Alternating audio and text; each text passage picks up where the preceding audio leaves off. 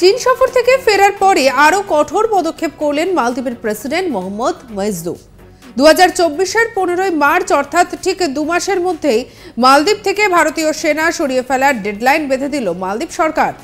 মালদ্বীপের রাষ্ট্রপতির কার্যালয়ের public policy secretary Abdullah Nazim Ibrahim বলেছেন, ভারতীয় সামরিক কর্মীরা মালদ্বীপে থাকতে পারবেন না। এটাই রাষ্ট্রপতি ডক্টর মোহাম্মদ মইজু এবং তার প্রশাসনের নীতি। যদিও লাক্ষাদ্বীপ এবং মালদ্বীপ বিতর্ক শুরুর বহু আগেই দেশ থেকে ভারতীয় সেনা প্রত্যাহারের ফতোয়া জারির বিষয়টি স্পষ্ট করে দিয়েছিলেন প্রেসিডেন্ট মোহাম্মদ মইজু। ক্ষমতায় এসেই নিজের এই অবস্থানের কথা স্পষ্ট করে দিয়েছিলেন তিনি।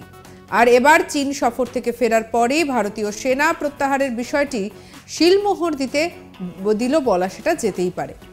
নির্বাচিত হওয়ার পরেই মালদ্বীপের প্রেসিডেন্ট মইজু ভারতীয় সৈন্যদের মালদ্বীপ ছাড়ার নির্দেশ দিয়েছিলেন। আর এদিকে তিনি বলেন যে মালদ্বীপ মাটিতে কোনো বিদেশি সেনা না থাকায় আমাদের দেশকে নিশ্চিত করতে হবে, মালদ্বীপের মাটিতে যাতে কোনো বিদেশি সেনা না থাকে সেই বিষয়টা নিশ্চিত করার কথা বলেছিলেন তিনি। আর এর প্রায় 2 মাস পরই সেনা প্রত্যাহারের জন্য ভারতের ডেডলাইন বেঁধে দিল মালদ্বীপ প্রশাসন। আর এই সবকিছুর মধ্যে একটা বিষয় উল্লেখ্য যে বর্তমানে মালদ্বীপে 88 জন ভারতীয় সেনা রয়েছেন। দ্বীপ রাষ্ট্রের নিরাপত্তায় এই ভারতীয় সেনারা দীর্ঘদিন ধরেই মোতায়েন রয়েছে সেদেশে। কিন্তু ক্ষমতায় আসার আগে থেকেই মোহাম্মদ মইজুর এটাই ঘোষিত এজেন্ডা ছিল, ক্ষমতায় আসলে কোনো বিদেশি সেনাকে আর মালদ্বীপের মাটিতে থাকতে দেওয়া হবে না। এমনকি ক্ষমতায় আসার পর যে কোনো মালদ্বীপের প্রেসিডেন্ট কিন্তু প্রথম ভারত সফরে আসেন, কিন্তু সম্পূর্ণ উল্টো পথে হেঁটে প্রেসিডেন্ট হয়েই প্রথমেই বন্ধু রাষ্ট্র চীনের সফরে গিয়েছিলেন মইজু।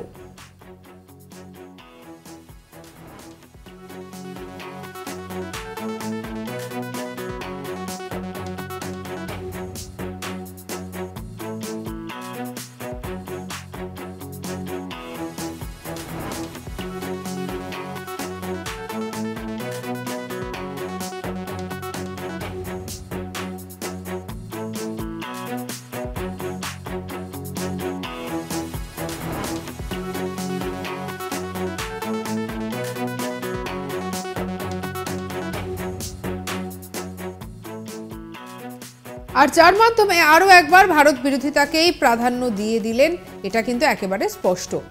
চীনা প্রেসিডেন্ট শি জিনপিং এর সঙ্গে সাক্ষাৎ করে চীনের সঙ্গে সম্পর্ক বৃদ্ধির বার্তা দিয়েছিলেন তিনি। তার কয়েকদিন বাদেই ডেডলাইন দিলেন মোহাম্মদ মইজু।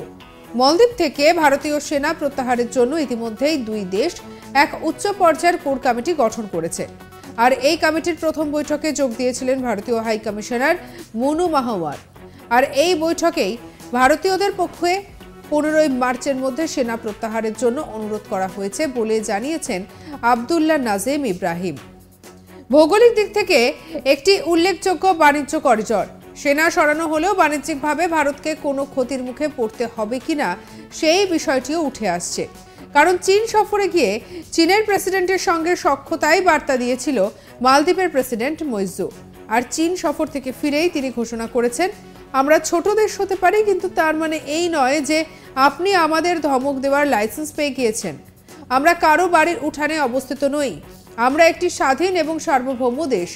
তাই মালদ্বীপের অভ্যন্তরীণ বিষয়ে নাক না গলানোর অধিকার কোনো দেশের নেই। অভ্যন্তরীণ বিষয়ে না গলানোর কথাই তিনি বারবার বলেছেন।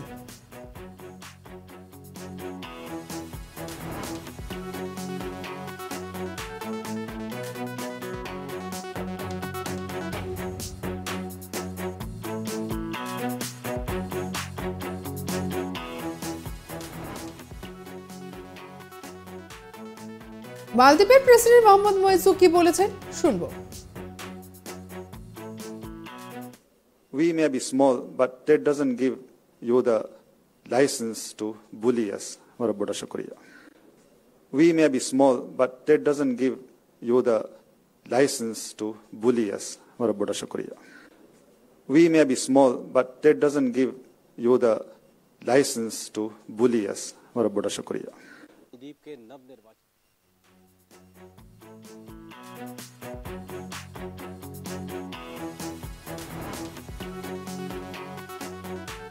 মোহাম্মদ মইজু বলেছিলেন যে আমরা ছোট হতে পারি, কিন্তু আমাদেরকে কেউ অধিকার দেয় না আমাদের বিষয়ে নাক গলানোর ক্ষেত্রে। এবং চীন সফর থেকে ফেরার পরে আরও কঠোর পদক্ষেপ তিনি নিয়েছেন এবং সেই দিক থেকে যে প্রশ্নটা উঠছে যে তাহলে কি চীনের সঙ্গে সখ্যতা বাড়িয়ে ভারতের সঙ্গে আরও বেশি করে শত্রুতা বাড়াতে শুরু করলো মালদ্বীপ? এই প্রশ্নটা বর্তমানে ঘোরাফেরা করছে। 2024-এর 15ই মার্চ অর্থাৎ ঠিক 2 মাসের মধ্যে মালদ্বীপ থেকে ভারতীয় সেনা সরিয়ে ফেলার ডেডলাইন এবারে বেঁধে দিল মালদ্বীপ সরকার। মালদ্বীপের রাষ্ট্রপতির কার্যালয়ের public policy secretary Abdullah Nazem Ibrahim বলেছেন, ভারতীয় সামরিক কর্মীরা মালদ্বীপে থাকতে পারবেন না। এটাই রাষ্ট্রপতি ডক্টর মোহাম্মদ মইজু এবং তার প্রশাসনের নীতি। যদিও লাক্ষাদ্বীপ এবং মালদ্বীপ বিতর্ক শুরুর বহু আগেই ভারতীয় সেনা প্রত্যাহারের ফতোয়া জারির বিষয়টি স্পষ্ট করে দিয়েছিলেন প্রেসিডেন্ট মোহাম্মদ মইজু।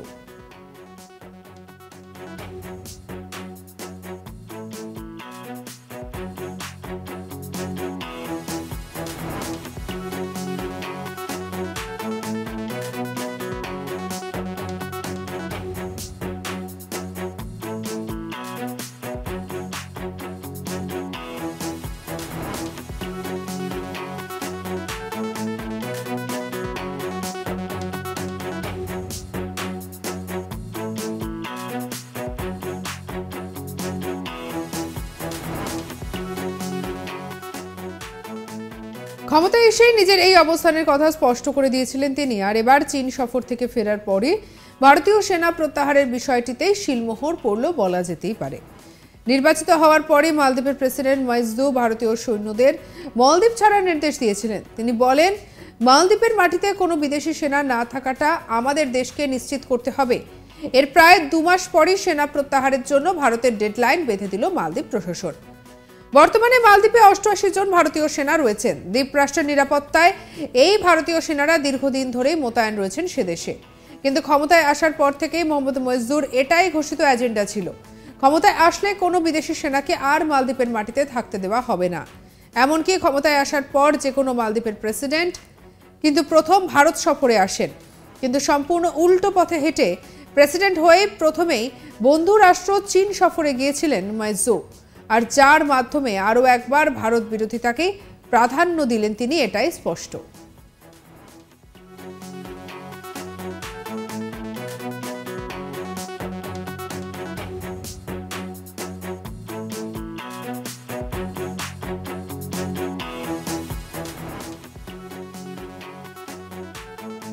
তবে এই সমস্ত কিছুর মধ্যে মইজু ঠিক কি বলেছেন দেখুন।